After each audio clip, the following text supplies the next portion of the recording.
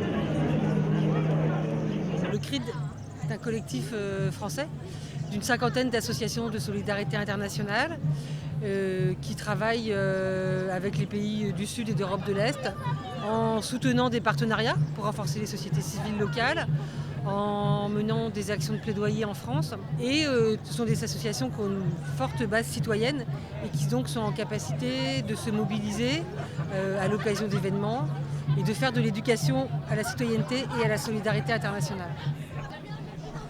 On a les mêmes objectifs, en fait, le CRID et le Forum social mondial, qui est celui de contribuer à un mouvement de solidarité au niveau mondial. Donc le CRID a toute sa place ici dans les forums sociaux. Là, encore plus de raisons, c'est le fait que pour la deuxième fois, ça se passe en Tunisie, que la Tunisie a fait naître quand même beaucoup d'espoir et qu'on a vraiment envie d'accompagner la société civile tunisienne dans cette construction de la démocratie. C'est vrai que ça a été un petit peu compliqué puisque, comme vous le savez, malheureusement, la Tunisie a été endeuillée par une attaque juste la semaine dernière. Les organisateurs tunisiens nous ont rassurés en disant que non seulement ils maintenaient le Forum social mondial et que de toute façon, pour les questions de sécurité, ils s'étaient rapprochés du ministère de l'Intérieur, mais que surtout, l'idée, c'était de dire que pour lutter contre ces actes barbares, il fallait être le plus nombreux possible et faire de ce forum social une réussite. Et donc nous avons répondu à l'appel et quasiment toute la délégation qui était originellement prévue est là aujourd'hui.